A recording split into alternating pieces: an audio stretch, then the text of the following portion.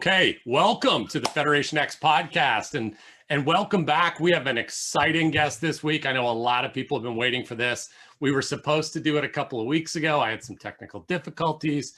And so here we are circling back around. We are here with Omega. Hey, welcome to the show. Excited to be here.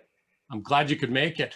Hey, before we dive in, let me just give everybody a brief overview. We're gonna go through and learn a little bit about Omega's background, where the character was developed, all of those pieces that go along with it that we love to dig into with our guests. But we're also today really going to sink into the value we see in letting other people write our characters and why we're so cool with it in the modern EFEB world that has clearly sent the message, hey, we're not cool with it. And I think it's going to be an interesting conversation. So I'm kind of looking forward to weighing into it a little bit. But let's get started. We'll keep an eye on our live stream to see who joins us. And before we really dig into anything right now, let me just ask you, is there a match on the current card that you're really digging, something that you've seen or maybe even the one you're part of that you're just loving the way it's going? A lot of people said it before it happened, and I was of the mind that it was probably going to steal the show, but the stuff that Jay-Z and Bucky are doing, I think they're doing some great writing. I haven't gotten to read too much of this stuff before. It's Jay-Z. Jay-Z I've seen like on and off, but yeah, it's fun to watch and we'll read what they're doing. Yeah, I think so too. And I love when we have this, you point to a match on the card and you go, how did it end up not being in the top two matches? Like it wasn't on the radar enough, but you kind of see going in, you're like, there's this low burn, like it could really ignite. And then the card comes and it blows up. So awesome for them. That cage match is really turning into something excellent reading for people who are just like, I got some time to kill. What am I going to read? I love that. Great choice. And favorite angle right now? So many angles going on. Is there an angle or a gimmick or something somebody's pushing that you really love? I think we're kind of leading towards a 3 stable face-off here. And I think that might kind of culminate in the Max Entropy Invitational where there's one member of each stable present there. Yeah, I think that's a great thing. I'm kind of excited. The MEI is going to come back. So I don't have a full memory of past participants. Have you been in an MEI before? So the reason why Max likes to refer to me as Asterisk is because I technically won the one that he was in against him. And I think Angelica Grimm was the other. So okay, got it. Well, I think anytime you can kind of tap yourself and go, hey, I got the loss, like that's where you want to be. Especially good to sell Bill into that corner and make him come out swinging. So right, I love it. So let's take a few minutes right out of the gate. We have some people who join the podcast, people who like to follow along that maybe don't know the background of your most famous character. So tell us about Omega. Well, he was kind of plucked by Lars and the Blood Brothers, Vigilante and Alistair Fiend and Av and CWA, Rassel, kind of where he broke in. And he just became, this rookie, looking to make an impact. And he kind of joined their ranks and kind of grew into his own third arm. That's awesome. So what led you to the game to begin with? Like what brought you to that opportunity? Wow. Getting to Rassel was such a long journey. I'll try to give cliff notes. I used to role play like a lot. And since I was, 14 years old, back in like, you're talking about like AOL chat rooms, like Vampire Tavern and Fantasy Realm, Yeah. So yeah, when I was 14 years old, I was in there doing all that kind of, not really knowing what you're doing, but you kind of like, sure. Yeah. And that's a whole different kind of role play writing, I feel, than the stuff we're doing now. And I just was looking for more ways to role play write. And just kind of stumbled upon Rassel one day. And I was like, oh, let me try this out. I don't know, it kind of stuck. It's unique, even back then. I've seen some role play like boards and stuff, but not, the community is a lot different than other games I'm used to playing. Yeah. Do you think the community is more welcoming or more difficult to break into? I think there's a hazing stage at first, but once you're in, I think. Yeah. Yeah, I totally agree with that. I think we do a pretty good job of going, let's see if you're really going to stick. And then Right. once you do, you pretty much get carte blanche. You can get away with Benny quitting and we will welcome you back with open arms. Sure enough. Absolutely. Okay, so let's go back to Omega. Right. Give us 2 or 3 things that, for the players out there who haven't interacted with it before, what do they need to know to sell them well? He's kind of like the big what if in especially now in his current iteration. He's kind of like that blue chipper kind of guy. He was trademarked the Prodigy when he first came in by Lars himself, and then he kind of went away for a little bit for personal reasons and injuries, and then when he returned, he was the prodigal son. It's kind of like a redemption story of where he didn't really make it to where he was supposed to be or where people thought he should be, and now he's kind of come back with a new outlook on certain things. He's a pretty serious guy, but he can't have fun, as you can see sometimes at Carnage. They get into things, but he mostly is trying to redeem what people thought he should have been. I think is the main thing to say about him. So what does it take for him to get to that stage? Like in your mind, does he need like a good run with a belt? Does he need to come out on top on a big feud? Like what's the thing where you'll look and go, well, I'm going to have to find a new aim for him because he's kind of hit that mountaintop now. I think when people start saying his name in circles where they go, oh, Omega, he's one of the top guys. He's one of the guys, like maybe in his mind, he wants to be the top face. He wants to be the Nighthawk, Joe Power kind of hero, he idolizes. He could be. Maybe when he's hit that point where he's like the #1 face in the company and feels like, he's making a difference. Maybe then I could rethink where he goes from there. Awesome. Hey, that would be good. Now, I think that it's interesting because you early on got pulled in by a pretty well-known group of guys with a huge history. Did you find getting over with the character easier because you were with them? It was so weird. Like, I still don't think Omega's over, I guess. I don't know what constitutes as over.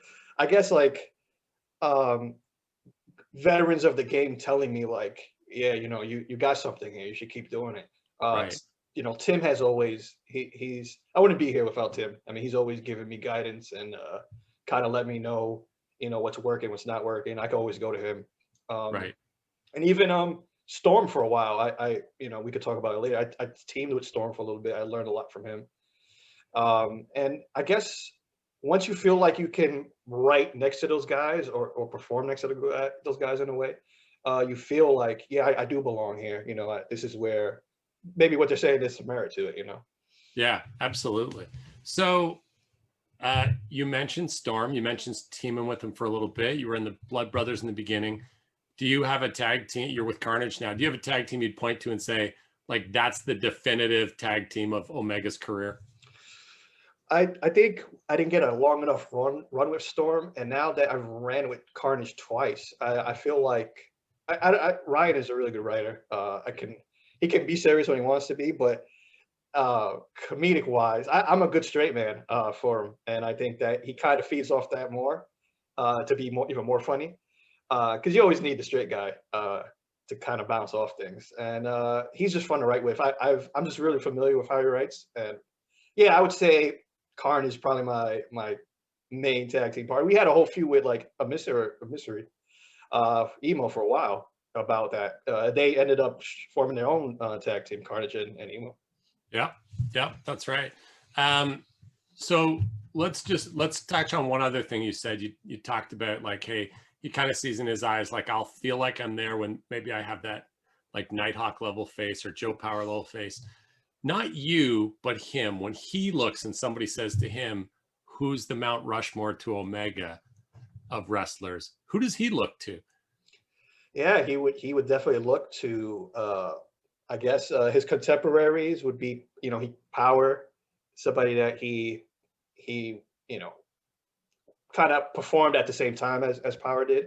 But guys like Nighthawk and Lars were before him, and he would definitely, they'd be up there. The first two would be Nighthawk and Lars. That's such an interesting grouping to put up for, to know that that's Omega's perspective, like how Yeah, he yeah. would look to it, right? Yeah, you know, he's always, you know, going back to delving into the backstory of the character a little bit. He has mostly relationship issues because I know daddy issues is like a main thing in the in the Fed now. Running rampant right now, right, Alex? But mainly he, you know, that's how he pretty much his backstory is he moved with his mother to another place and started training wrestling. And his father supposedly is a wrestler. So he Yeah. has a deadbeat father out there that's a wrestler, and he doesn't really know him. So he's always chasing shadows in that way. And I think guys like a Nighthawk, a Lars, even back in Wrestle or Rasputin too, Yep. took him under his wing. So like he looks for that father figure a lot. We're kind of the guiding hand, and I think Nighthawk and Lars are really good at that. Yeah. Yeah, absolutely. So that's an interesting one. Now, is there, hey, let me just take a second. I see Bagel Guy, which means he's not on his radio show. Gary, when are you coming on this show? Don't give me any of that. I'm working on the radio on Friday night. This is clearly more important. All right, back to what we were talking about. Is there somebody out there that Omega looks at and thinks, like, man, screw that guy. Like, if I've got to take somebody down, that's the guy I'll take down. It's usually someone that he feels is morally detrimental to the Fed. So like obviously what the new breed is doing, he feels like that's not a cool thing. Right. Right. Wait, do you just mean standing around while Tony Rhodes loses a lot? Is that? Well, you know, that's the funny thing, right? It's like it's funny because character-wise, I think he's doing an excellent job writing character, but he's such a prick, and you know, as a character, you know, it's easy to hate him, right? And that's what you want from a heel. That he's doing a good job. Yeah. That's right. But it's also at some point he's got to regret that he said, yeah, let's just use the sim and whatever it says. Like at some point you can't do all that good work and be like, did I just get kicked in the balls again? I just got kicked. That's probably why he's looking forward to the MEI, because he has a chance to actually win based on writing skills and not the sim, you know? Yeah. I think it's probably bad karma, bro, that he did something and now the sim hates him, you know? Yeah, clearly the sim understands karma, right? The sim doesn't think it was cool that he intentionally injured a fellow wrestler. Exactly. And he's paying the price for it. I don't know what to tell you.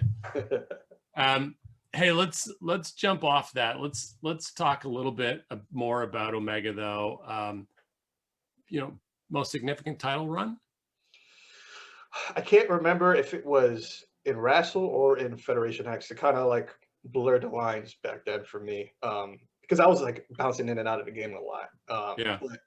But, there was a run where I won the RP belt, whichever one it was, and I pretty much beat Max, Rude, Storm, and I think Emo. That sure sounds like it would have been a FedEx run with the superstar title. Right. So I feel that, yeah, I thought if I'm not conflating two different runs, I think that run, I felt that was like the best run of Omega's career. That's a fantastic run. And anytime you can look back and say, hey, listen, on where I was at as a writer and really being in the groove of my character, I knocked off 4 legitimate writing talents. You know, I say this all the time. When we look back and we see people, Stan Daniels, we see the run Storm went on before the King of Wrestling. We see, you know, some of the other, Rude had a great run with it. Some really great runs took place with that title. If you defeat more than 2 people in a row, like you're knocking down a heck of a run. Yeah, that's it's always the hardest title to hold, man. It's so draining. You know, a lot of times it's such an honor to hold it, to, you know, in you know, kayfabe, right? But right. It's taxing. You know, you're writing a lot. You're writing against some of the best writers there, and I mean, as fun as it's also fun, but at the same time, it's like it's kind of relief sometimes when you lose it. You could be like, okay, now I don't have to post 100 times this week. I could just post 10. You know. Yeah. I don't have to write 3,000 words a post. I can just take a breath. There are definitely some of those areas where you go, hey, you know, sometimes I'm thankful that I can play it. And if the sim says I lose, just shrug and go, okay, I lose, and sell it and be like, That's not about me. That's just the Yeah, sim. that's right. Right. Yeah. The superstar, you're like, oh, legit, that person squashed me. Crap. Yeah. And it's Uh, bragging rights for life after that. You can just be like, oh, well, oh, yeah. I'm a better writer than you. Obviously, I beat you. Yeah, So. clearly, right? Yeah, that's exactly right. I've never let Gino forget that he lost in the King of Wrestling to me, and I never will. Good. Right? Yeah, Like you that's shouldn't. he'll go, oh, we should do that. Nah, we don't need to do that match. We're good. We already know the outcome. It's fine. Right? I learned the douche from him. He can't even get mad. Yeah. Biggest match of your career? You know, it's man. I guess I could give you two answers for it. I could give you what Omega feels and what I personally feel. I it's weird because I remember winning the X Factor title in a Rumble as Omega. That's what he would probably point to as because that's winning the top belt. That's Yep. everything that comes with that feeling, legitimized. But for me, now it's I think I had a scaffold match with Storm. It was like 100 levels. I don't remember how many levels it was, but it's like Yeah, sure. so ridiculous amount. And like I had that, and I had a buried alive match with Entropy, Max Entropy. Those are probably the most memorable ones for me. I love that Tim's out there saying your biggest match hasn't happened yet because he's calling his shot with Maverick and Omega. Yeah. And also, Bill objects to me blaming Gino for the fact that I got the douche from him. He says I was soaked in it to begin with. Gino also makes the case that I might have been a little extra douchey to begin with. I don't know. That doesn't sound legit. Also, did I tell everybody that Ryan Scott was going to be on tonight? So you should expect him at the end of this podcast. What's been the most significant feud so far for Omega? It has to be Rude. He's I think it was dynamic writing with him because Omega's such a it's funny writing Omega sometimes because he wants to be so morally in the white, but it's really gray. It's not actually white, black and white. He knows that like internally, but he tries to like sell it like it's so easy for him to differentiate. And yeah, Rude was doing the typical bringing up the ex-girlfriends, getting personal and all sort of stuff, which, as he's opt to do. And it went on for a long time. And even if he came back tomorrow, it was probably still going. Yeah, I love that. And I think, we don't do this often enough. So Rude, if you're lurking or sneak listening to this when no one's paying attention, you're missed. There's a clear hole for who and what Johnny Rude was that we're just not getting fed right now. And also, huge part of this comeback was because he said we should podcast, and the byproduct was a lot of people caught on and came back. So shout out to Rude for that, but also a little bit of a finger point at him because he didn't come back and actually get in. And we got people who would definitely like to see that. I just know he better not be territory. Oh, never be forgiven. Whoever is behind that, never. It sucks. It sucks because you want to hate it, but it's written pretty well. So it's kind of like, all right, well, I have to kind of sell it a little bit, right? That is the tough thing, right? Also, just to clear the argument between, is Gino really the king of douche, or did that come from me? I pegged Gino for only posting once a week as my tag team partner and how annoyed I was. So he posted that day and threw me into a scenario with Tori that I had to then play. So Gino's clearly the big. Yeah. Right. Yeah. And also then he stopped posting and didn't post again until the card. So he's the big problem here. Is there a crowning post or a crowning like story arc or piece that you really love about something you've done with Omega right now? I think now, since I'm more mature as a writer now than I was early on in Wrestle Waves and FedEx days, the last kind of iteration of FedEx when Omega kind of got together with Reza, I think was interesting because him and Max were kind of like, rivals. Mm-hmm. So it kind of played up a lot more that he would find his way into a relationship with his daughter. Nice. I like that. So before we kind of leave the focus on Omega, let me just ask, is there a feud you'd like to have or a partner you'd like to have a run with that you haven't had yet? Yeah, I can easily say, he's been poking me for a bit here, but believe it or not, as much as I've worked under Lars, we've never tagged, we've never had a feud with Right. with Tim. And with Dawson, obviously, we are building towards definitely getting that properly fixed. Right. Yeah, that should be good. I know I was talking to him about it the other day and he's looking forward to it. So, and I've seen a few comments already on the live stream about it. So let's talk a little more about you. Like, you were in Wrestle, you were playing with some pretty big names. What pulls you to Federation X for the first time? It's definitely Tim. It's always Tim. He always is the one that taps me on the shoulder and like, yeah, come on, play. It's funny because a lot of time it always would be I'm ready to play and I don't get the call. It's just it would be kind of crossing at different points, but it lined up perfectly a couple times. And the first time Wrestle was I remember I had left CWA, went to a major, I think NJPW. Yep.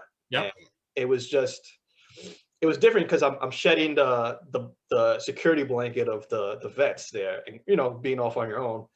And it was fun, but it wasn't the same. And I kind of got bored after a while. And when he said, this guy's playing, this guy's playing, this guy's in FedEx, I was like, oh, that's easy. Obviously, I want to go if all these guys are going to be there. Yeah. Yeah, it's tough sometimes. I remember one of my first characters, the first time I got a call to a major, showing up and then looking around and being like, I had so much going on where I was, and now I'm here. And it really, like, the first week to 10 days, it can be pretty flat when you transition feds like that and you don't have a, quick heat or a good opening kind of run in. Nowadays, you walk in with these characters we've played for forever and you're kind of like, all right, you can all care now because I'm here. And that's kind of that's all it takes. Right. So yeah, definitely a different experience. What, you've been in and out a few times. Do you remember what ended your last run as a player? Like, what was it that just said, not right now? I mean, I actually was there for the last time. Me and Reza had the last fucking 2-3. I mean, we had the last proper feud. We had the last few posts. Yeah. And then we folded up, sadly. I was ready to keep going, at that time. So I'm glad we're back now. Yeah, me too. And was Ridgeway the kind of remaining voice of the power base at that time? Yeah, I believe it was Ridge. Yeah. Yeah. There's another guy that I'd really like to see make his return, while we're all here. He put in so much work while there was a decline going on. I don't think he got as much respect as he deserved. First, for the work he did put in as diminishing players were involved. And second, because he's just such a great contributor to the game. Yeah, we need everybody back, to be honest, except for Pika. He doesn't have to come. Yeah, not even a little bit. If by the way it ever comes out that is who's behind Terry and Tori, I'll drop a ban hammer so fast. I literally won't ban anybody else, but I'll make that ban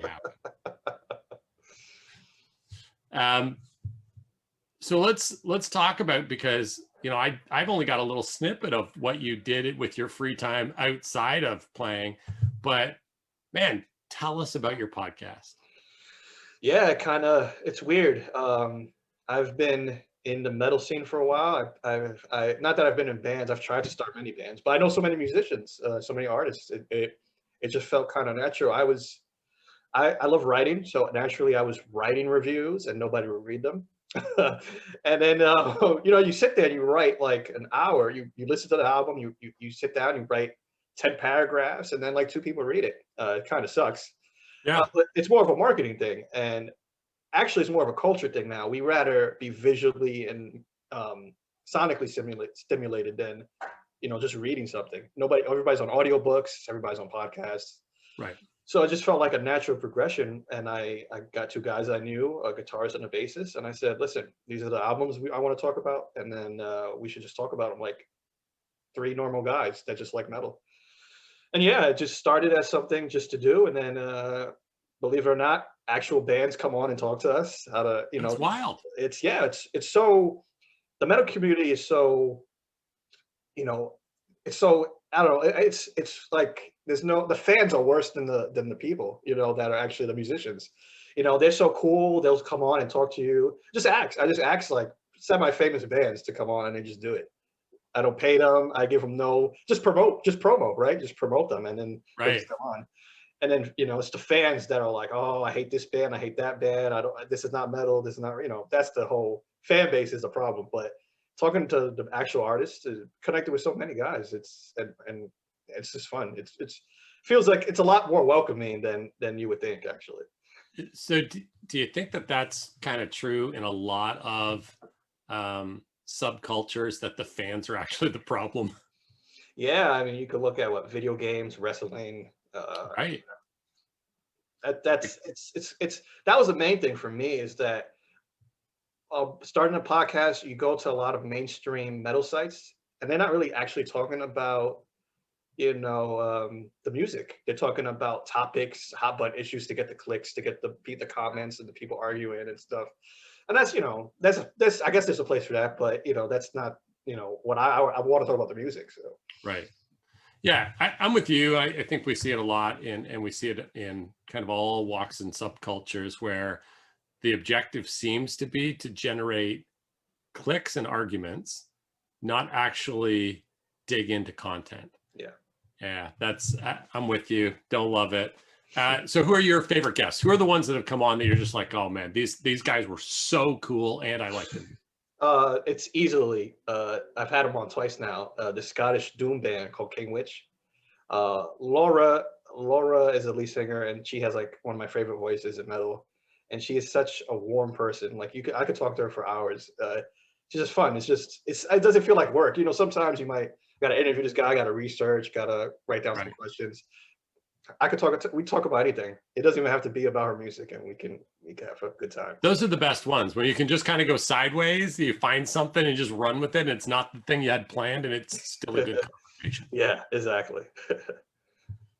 So you've had a bunch on. Have you had any on, and you don't have to tell us who unless you want to. Have you had any on where you've been like, we'll never talk to them again? Like that's not a thing. Yeah, I mean, it's actually more rare than you think. I mean, by now I've been doing it for 2 years, so I've had like 20 to 24 guests at this point. I would say maybe like it's the people that don't. It's not really they're an asshole or anything like that. It's just like they're not engaged, and like it's kind of pulling teeth to get a conversation out of them. That's the toughest thing when you're sitting on the other side of in your case, the phone, in my case, on the other side of the camera, and you're like, don't. You just I asked a 5-minute setup question and you said yes. Like, Yeah. what are you doing? Yeah. Totally get that. That's terrible. Okay, so the most burning question in Federation X right now is, why is Shreddy Mercury banned from your podcast? You know, the funny thing is that he's not banned. I think he thinks I wasn't cool enough. He didn't know that I was Omega. You know, I connected through Bill, because Bill has also pulled me back into the game several times. Yeah. And we connected on Facebook, me and Bill, and then Bill's like, you know, ETP, you know, he really likes metal. And I was like, all right, well, add him to the group and, you know, see what happens. So he came into the group, and it's because we have a metal group on Facebook. Yeah. We talk about metal, and he joined, and connected with him a little bit. But I guess Bill never told him I was Omega. So I would ask him like, yeah, come on. He was like, yeah, I got to see, you know, the typical dodge and you know, weave. And he probably was like, who's this weird metal guy trying to get me on his podcast, probably. So to be clear, what you're saying in the clearest possible English is that Elisa the Prophet is afraid of Omega. Well, yeah, I suppose he is. Yeah, I guess we could use that as we will in the MEI. Throw it down. The fact that he's turned away from metal and now he's all about the jazz. Yeah, That's the problem. That might be the problem. It might be that he's just been converted to jazz, which That's right. Jazz is fine. You know, it's not metal, but it's you know. So, any big guests coming up on the show that we should know about? Well, right now I'm working on getting this this guy named Ramon. He actually he has a book called it's like an art book. He goes into various covers of like album covers and the history of album covers, and talks to the artists and the bands That's really cool. Yeah, it's a beautiful book. I'll mention it. I'm like blanking on the name, but it's something like an art for all or something like that. It's like a play on Metallica, and Yeah. yeah, I really want to talk to him because he must have so much insight on like what goes into making a cool album cover. Man, that. So not yet sure when that's going to be though, but you will let us know, right? Yeah, I'm looking for either later this month or early next month to get him on. Awesome. Now, before I leave this topic, you're going to have to drop the podcast name so everybody knows what they're looking for. Well, it's funny. It's hard to find because it's called Metallic. So every time you type it in, Metallica comes up. I guess I didn't really think about. See, that's the things you don't think about when you just fucking come up with stuff. I'm sure, like you type in FedEx and then the delivery company comes up, right? So 100%. The very first stable ever formed in Federation X was UPS. there you go. So yeah, I've been kind of bouncing on name changes, but right now it's Metallic. So if you just type in Metallic, or you type in Metallic Podcast on Facebook, it'll pop up, and then you could get linked right to it. We're Awesome. on everything. We're on Spotify, iTunes, everything. So terrific. Hey, so everybody's got that now. You should get 4 new listeners. Sounds about right. All right. So let's talk a little bit about the relaunch because you jumped in pretty quick. You were on board pretty fast. Is there something in this particular relaunch for you that made the difference where you looked around and went, oh, this isn't just a thing we're going to do for 2 days before we die off again? Like when was the moment? What was the thing where you were like, oh, this is legit? So I think, ETP did touch upon it where he was like, the pandemic, people want to come and find things to do and that. And I thought, yeah, that makes sense. And when I saw the names that were, posted, it was like unbelievable. I hadn't seen that activity years, Yeah. probably a decade almost, probably. Oh. Yeah. So I was like, okay, this seems a little bit legit now. Nobody's has anything better to do, maybe. So maybe this is going to stick this time. And then finding a way to plug myself in, it was pretty easy with Carnage, since we had history. I was like, oh, well, I'll just do that and see what happens. And yeah, it has stuck. Yeah, that's awesome. So who hasn't gotten the word yet? Who's missing? Who's that one shout out where you're like, what is your damage? Get back in here. I know she probably has a good reason. She's actually she's an actual she that plays a she. And Angelica Grimm. I know, Bill has talked about it before that probably can't come back, but she'd be like number 1 on my list. I always thought that she was a great writer. Also more, I guess, I don't know if he has an alt going on, but Strife, I think Strife, he's the reason why I don't use CM Punk anymore. So he should at least have the decency to come back and use. Right. We gave him dibs. Now give us the character. So just so you know, I've been working on that one. I keep saying like, oh, maybe. I've even just been working on like, come talk on the podcast. Like, right. Yeah. You're so beloved as a writer. Mm-hmm. But he's got some other art stuff going on, really an artistic kind of guy. And so I know Price is continuing to kind of needle him and try and get him to. Those were more annoying than Price, so that has to work eventually. Yeah, you would think, right? Yeah, I'll have to keep picking at Price and see if he can make something happen. Yeah, he'd definitely be on my list too. It's a little frustrating for me that we lost XS right on the verge of kind of getting going. Yeah.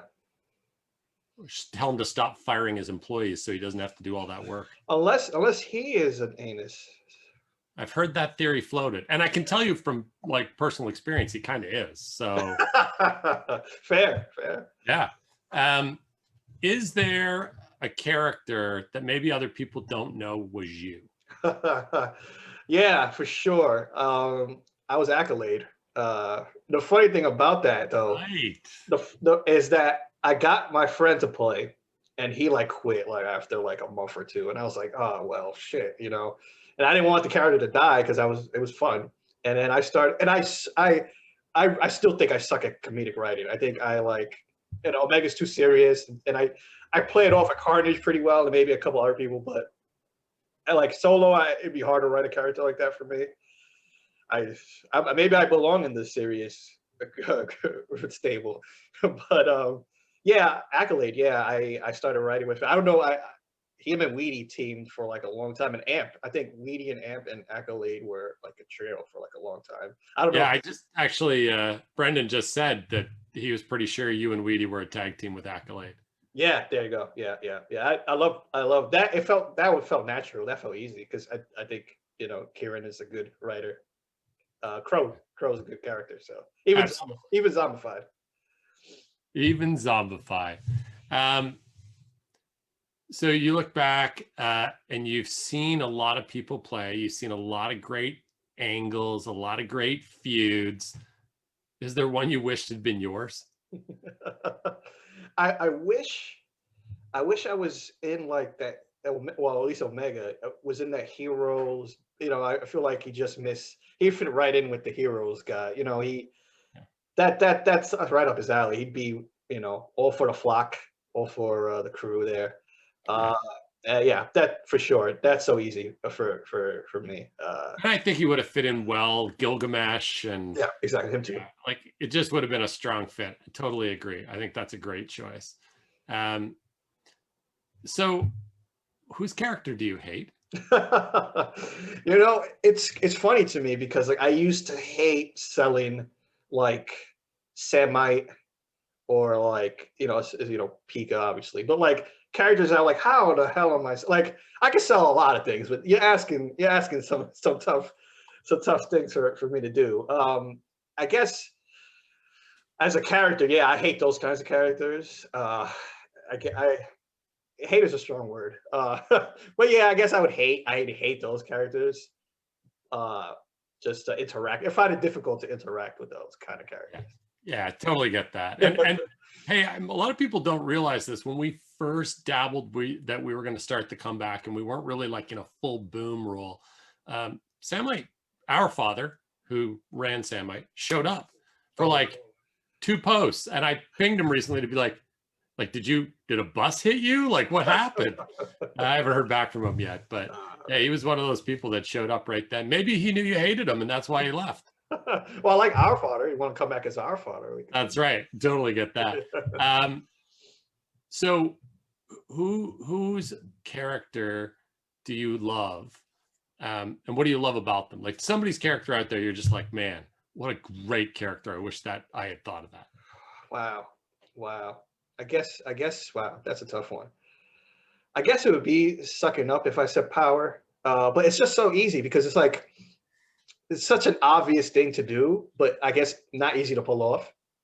So yeah, in the face is always tough. Yeah, it is. And I think you see it even with Omega, right? Like you almost in circumstances have to blend it towards like the tweener face so that you can take action and not wait for things to happen to you.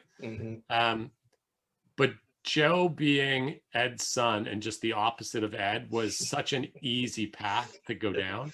Yeah, it was fun.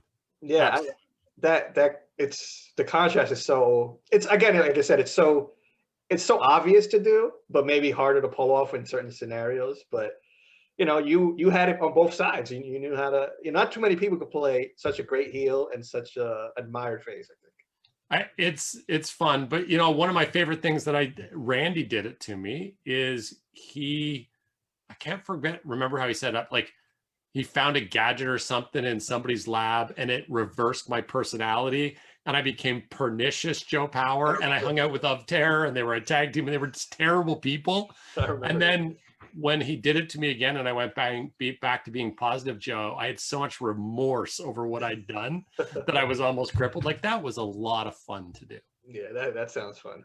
It gives you a lot to work with. Well, I'm glad you appreciated them. That's of course. Half the reason we do it, right? Yeah.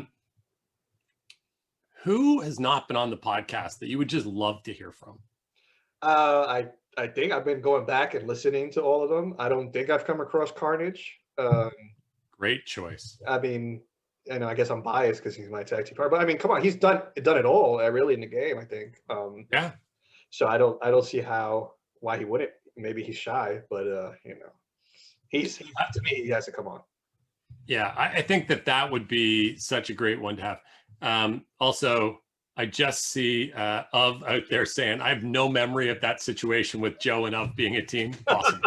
It's good to know I'm totally memorable. Yeah, I'm with you. I think Ryan coming on would be fantastic, and I'd love to do that. Let's transition. Let's talk. There was a bit of a, we'll say, tenseness between us and the rest of the EFED community, and it was created because of something we didn't know would upset them. And then people started throwing around terms like the golden rule of EFED. And I think more than one of us kind of went, what? Why would that be your golden rule? Like that's ridiculous. There is a very strong EFED position, largely from what we've learned and who we've heard back from, that you don't write someone else's character unless they expressly approve what you're going to write, right? Yeah. That's so not the way that we play. So let's spend a little time and talk about, first of all, I think I understand why they come from that position, but when you first heard that was the reaction and things kind of bubbled up and got a little crazy, certainly crazier than they needed to be. People like to go on Twitter and cry about stuff instead of just talking to people. What was your first reaction to it?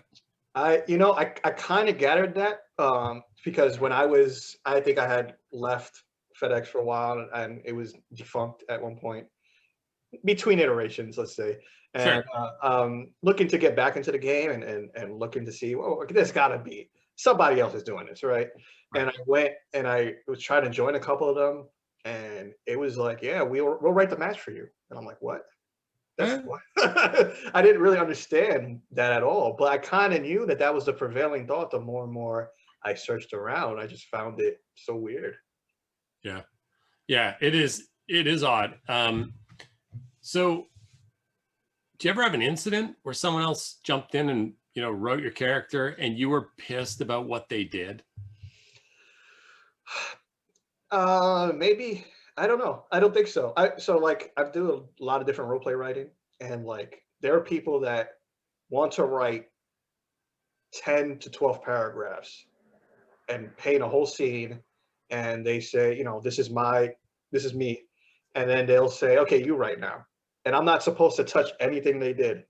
And I just think it's so weird. Like, you could just write a book if that's what you want to do. It's role play writing is not writing a novel. And I think that some people are kind of up their own ass about some of the stuff like that.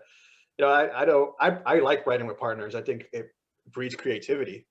Right. And yeah, I don't know. I going back to your question was, what was your actual question? Yeah, has anybody ever written you into a situation? Yeah, of course. Yeah, I mean, it's annoying. Like, pissed, maybe not, but annoyed. Yeah, like, well, you didn't sell this, or Omega clearly wouldn't do that, or this guy wouldn't clearly do that.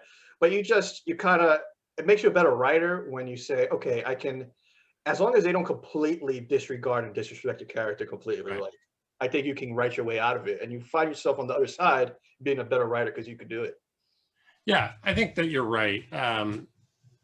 So I did a little digging because I think, there were really strong reactions on both sides. We think they're being awful for playing that way. And the collective them that we heard from think we're awful that we would ever dare to do that. One of the things I realized when I started to dig into it was, so a card comes up. They haven't written anything for a week. There's a card this week. They get to write 272 750-word posts, and that's it. They don't have time to write their way into or out of anything. I think that might be part of the problem. Mm-hmm. Now, I did some asking. I asked people like Mikey. I said, Mikey, where do you land on this? He's like, I'm 100% with, the don't do it. And I was like, really? And I've said to him, come on, let's talk about this because I really want to hear it from your side. And he gave me some pretty terrible examples. He said, one time somebody did this, or one time somebody wrote that. And I thought, you're managing to the lowest common denominator. Instead of punishing everybody, kick the people who can't do it out. Be done with the person who, well, this one guy one time wrote me as a racist. Well, that's terrible. They're a bad writer. Kick them out. Yeah. But don't limit the creativity of everybody else. That you should be playing with people who want to sell you. Yeah, I think you're making so much sense. I think that a lot of it is trust, and when you build up I think a strong enough community, I would trust anybody to write my character now, and where we're at now, right? Right. Or I can provide them with enough information to at least sell me halfway decently.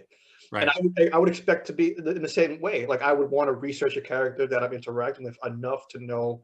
Yeah, I don't know. I feel like it's a respect or a trusting more than anything else. And I think you build that over time. Maybe. But I don't know. Other efeds. I don't know how long they've been around. I mean, I guess it's we're a special group since someone can go back to C Slam. Right. It's maybe We're in the it's a weird 90s, thing. right? That's where Yeah. we, like, the Attitude Era took its pointers from us. Yeah, exactly.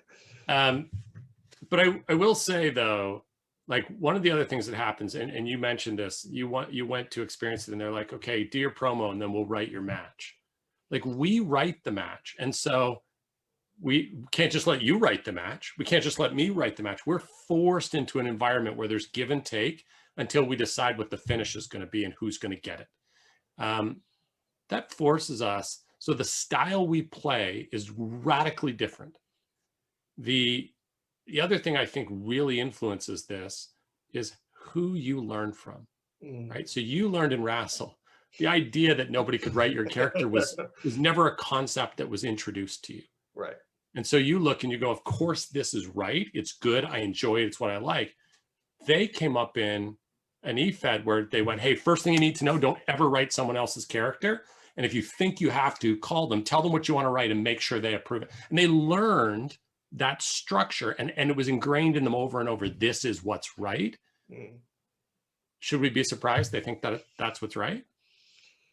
Yeah, it's just a whole different way of writing. And again, there's so many different ways to write, period. So I guess, everybody has their own experiences and preferences. I can't imagine writing a 700 word promo at any point in time. I just couldn't imagine doing that.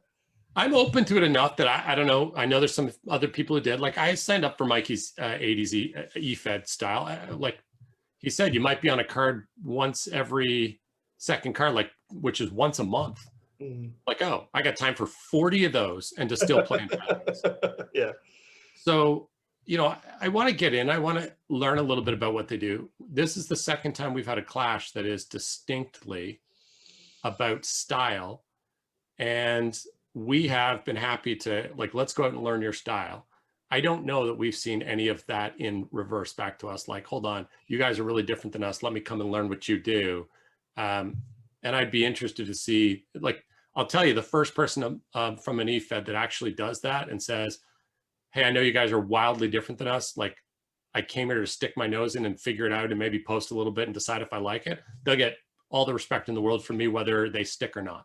100% agree. I mean, it's so easy to bash something without doing it. Obviously bias, I would say, is so much harder to do what we do than what they do. But then I just admitted I couldn't really write a 750 word promo. So, I think there's some games that some versions out there where they write without that cap, but more and more I see that cap when I look around. Yeah, it's crazy. But yeah, I think you never know, unless you try something.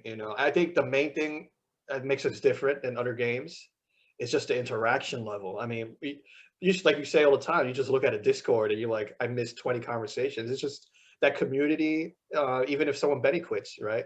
It's right. Still we still love you, Benny. Benny, come back. Yeah. So I think that's more because that seems so isolated to play that way. I don't know. That's just me.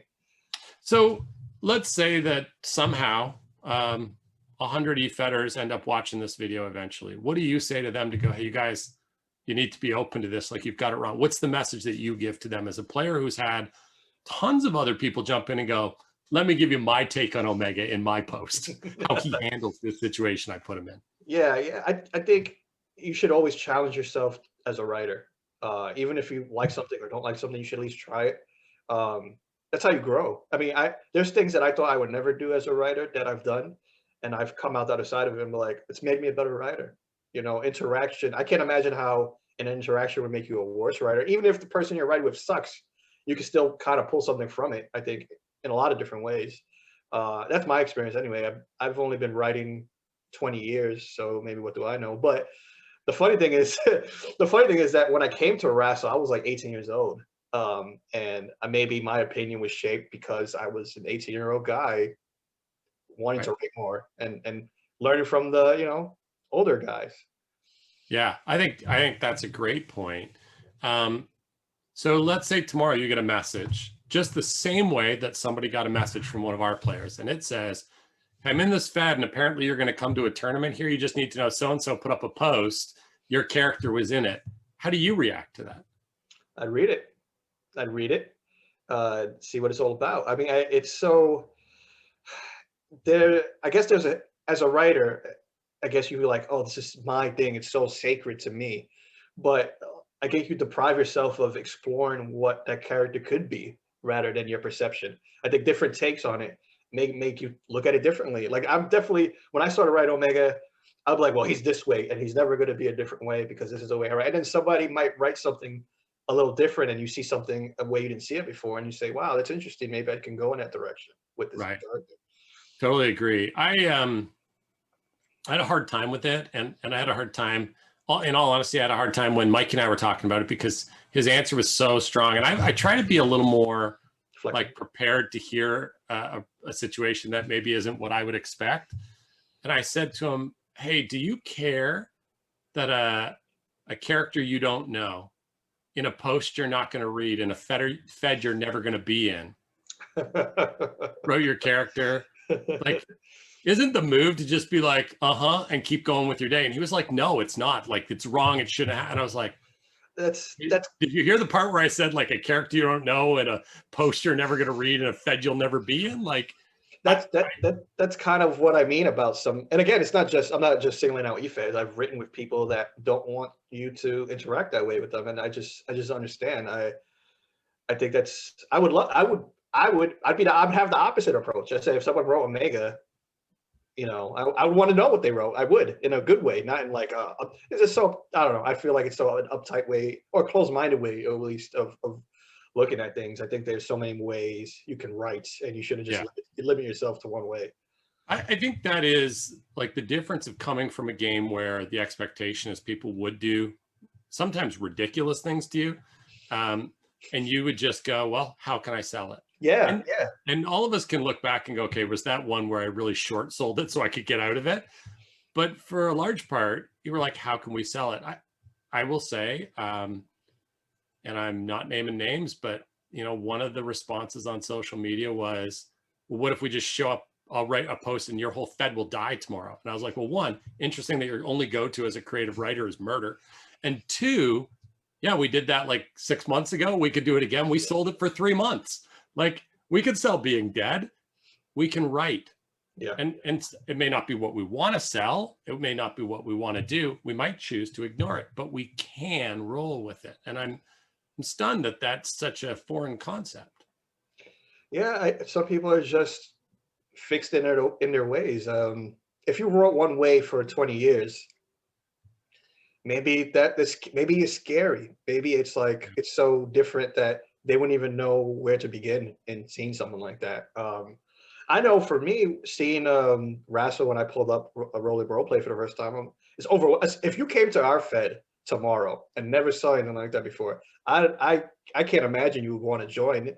You'd probably be pretty intimidated, to be honest. Oh, so I do think that's part of the case, right? I think we heard Devin when he went on the show say like, hey, just so you guys know, this isn't a stretch for me. You want me to write 3 750-word posts? That's a Monday in FedEx. Like, sure. And that's not a judgment thing. We just play differently. The style of our game is so radically different that what you think of as a special event that asks for a lot, we think of as like a nice warm-up, right? And that's legitimate. And so I would expect if we saw a player who'd only ever seen EFED, who didn't know what to expect, and they decided to show up, they would look around and go, wait, you guys are going to write how many times this week? And you'd have to really commit yourself that that's a path you wanted to go down.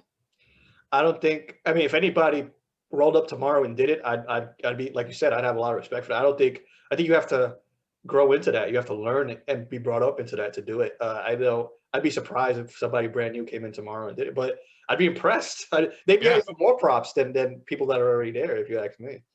100%. I think we would really call that out, because that's a huge swing. And I think, you know, I said at the beginning of this conversation, I think a big piece of the disconnect is what game were you raised in, what's normal for you.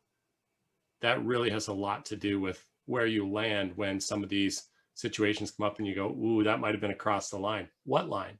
The made up one you created for your game, or the made up one I created for my game? Exactly. And Yeah. a lot of what I remember when I first started, I remember the first thing that was done to me was, you know, one-sided beatdown, right? That's what happens to everybody when they first come in. And, you know, yeah, I was like, wow, but I sold it, all right? And then you sell it, and then more and more, I was like, let me make this even more fun. And I remember I was feuding with Rude, and I was like, why don't you, since you want to use my ex-girlfriend so much, why don't you make her bury me alive? And I sold it, and I said, listen, I'll sell the, and I pretty much did a Kill Bill scenario where I was getting myself out of the casket. But it's, you can have fun with it. It doesn't have to be so, you know, crippling, or, you know, feel like you're no way out of it. If you kind of do it a couple times, you go like, oh well, I can make this work. Right. No, I think that's totally right. Well, let's move off of that. We've got such a good conversation going on the live stream. One of the things I'll just throw out before we get to the end is, if you have questions for Omega, you need to throw them up so that I can ask him before we get to the end of this live stream. And we only have a little bit left on our agenda, so get them up there now if you want me to ask them.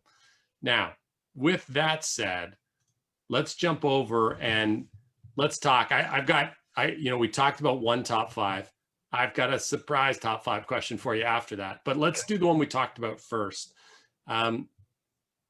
Top five underrated characters that you've been in a Fed with. Some are going to be, I have them written down. Let me pull it, because some are so obvious, I think, to people, or maybe not. And then some are so obscure that people, I don't even know who that is, but I'll throw it out there anyway. You never know, right? Awesome. Yeah. So honestly, I think, and I've been with a Fed with him several times, but maybe some people don't know, but I think Av is super underrated. He just went from Av Terror to Av Hugger, and that alone is just worth the price of admission, if you ask me. Totally agree. We worked together so many times, so I know how good of a writer he is, especially since he's running more than one at the moment. Like, you know, so that's a challenge, and I think he's even coming into his own on that one too. So yeah, 100%. I mentioned him already, but I'll say Weedy. I've been in a lot of Feds with Weedy. I always feel like he's doesn't get enough. Like, they never say his name out of the first five people out of the mouth, and I think that's wrong. I think he definitely is. I have fun writing comedically with him. I've had fun interacting with him in other ways, in plenty of different scenarios. So I think that he's definitely an underrated guy. He could work so many different styles, if you ask me. Amp is another guy, you know. Yes. Yeah, Great choice. yeah. I wish he would play. He definitely underrated guy. I had a lot of fun writing with him, you know, with Weedy and Accolade. It really taught me a lot, you know, writing with him as a comedic character and how to get that over. I guess, and I mentioned her too. I think Angelica Grimm. I know she's the only actual female that plays, so maybe she's not underrated. But yeah, I mean, I one of the first people I ever interacted with in this game, and I wrote with her so many times, and yeah, she's another one that I feel like some people kind of forget when they're making a list of people that are really good. Maybe because she's been. Maybe they forget her because she hasn't made her return yet. That's true. Got to poke her and get her back. So I'll say her name 20 more times if it makes a post come out of it. And someone really obscure that definitely not too many people would know. Spectacle. There's a guy named Spectacle back in Wrestle. He was running like an AJ Styles gimmick. And I remember, since I was one of the youngest guys playing, I remember he was like about as young as me. And I thought he was really good. I don't know where he is now, if he's ever played again after that, but it's a shame to see somebody that really was that good not kind of evolve more and grow more into the game as it went along. Because there's a lot of guys that you could say, wow, I wish this person would write again after so much time, right? So many people, you're like, I can't remember that person, but I didn't forget him. So if he's somehow listening, that'd be cool. Yeah, if he was, that would be super cool. Totally agree. So I did get a question come through. Clearly, Shreddy Mercury would like to know, in your official opinion, who is Terry Anus? In my official opinion, I'm gonna lean towards Rude, just because I don't think it's Pika because I don't think Pika can write that well, and yeah, I'm gonna lean towards Rude. It'd be funny if it was XS, but I'm gonna lean towards. It sounds like a Rude thing to do, is what I would Does. You're not wrong.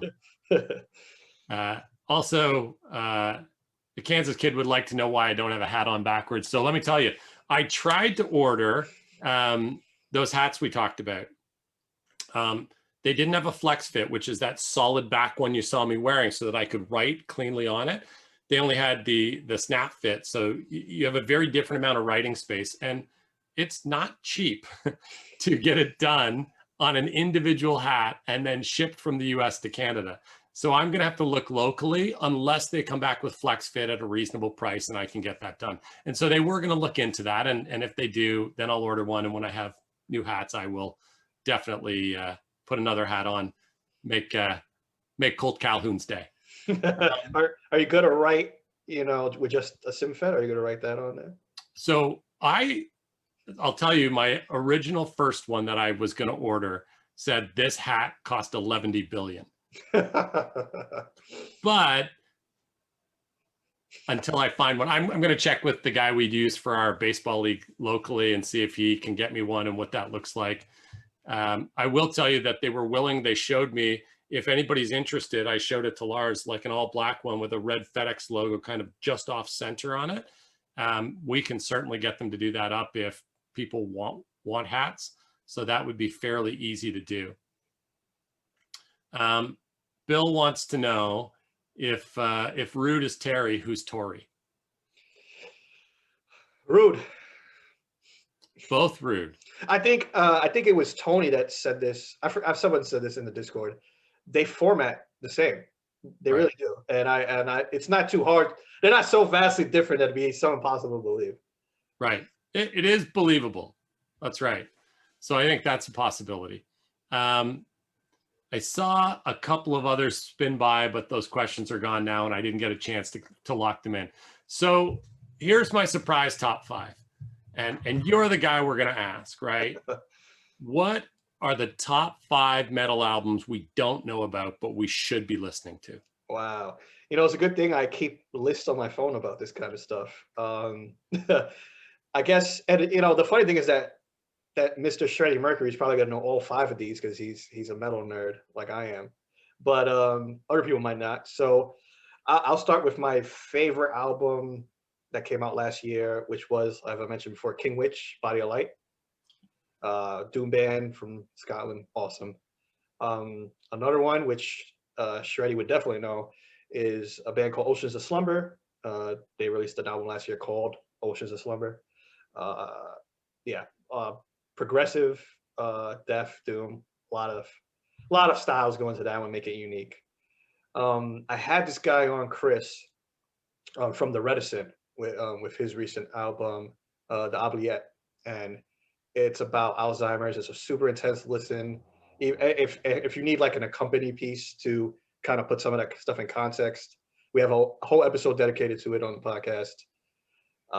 Reticent Oubliette it's a special one. That's a special one.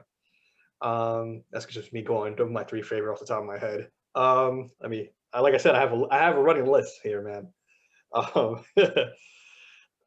I guess one of my favorite bands now is Ginger. They put out an album recently called Macro. I saw them live. It is the best live show I've ever been to. They're from the Ukraine and they came to New York. Killed it. So awesome. And one more probably obscure one is The Odious, Vesica Pisces. That was my favorite album in 2018. I talked to most of these bands on my podcast, so if you need more further context about them, just check out. That's awesome. Now you're going to have to settle. There's a feud in the live stream. Okay. Who is Omega's favorite blood brother? Wow. So probably Tim and I'll fighting about it, I guess. Oh, Alistair's on there as well. Oh, really? So he's fighting about it too. Well, if I don't want to be hit with a chair, I would say him. But I gotta say, it feels wrong not to pick Tim. But since I'm feuding with him, maybe I should just say off, right? You put him in underrated. So really what you're saying is Tim goes in the overrated pile. Yeah, sure. I mean, that's what I'm hearing here. If Maverick wants to view that as some kind of slight in his own way, then I guess he could, Hey, listen, I like it. I think, stir the pot, throw down. Alistair is appropriately angry. Listen, Alistair, you can be angry when you get your ass back on the board. Exactly. Like, you can't be my favorite if you don't post. Right. That's not how that works. Who's your favorite character? Well, the character has to actually be posting. Yeah. All right. Hey, so any last questions? Because if you don't have them, we're going to wrap up. This has been a lot of fun. We've learned a lot about the character. We got a chance to talk just about the cool parts of letting other people write our characters, a little bit about that disconnect we have with the generally fed world around it.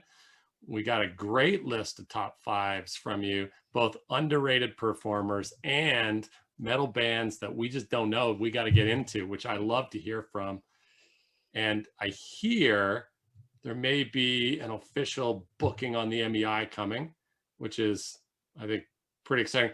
We, just so everybody knows, we had such a great conversation with Bill, and maybe, Bill will come on next time for 5 minutes and just talk about some of the things we've thrown out for the MEI. We came up with some crazy cool ideas of things that you could get as a reward from the MEI. And so being a winner, we have a rotating bag of what will it be next that you could win to keep some interest in it that I think will really hit for some people. And so maybe we'll get Bill on to talk about that. Now, I did say earlier that Royal Ryan Scott would be on, but I got a message from him here. He basically said, fuck all of you guys. I don't want to be on and I don't want to play with you. I don't know what's going on with him, guys. I know, he should treat us better. I'll have a word with him. We'll see if we can get him on next time instead. All right. Hey, thanks for being on, Omega. We will talk to everybody soon, maybe next week, and we'll see if we can get the bagel guy on. All right. See everybody.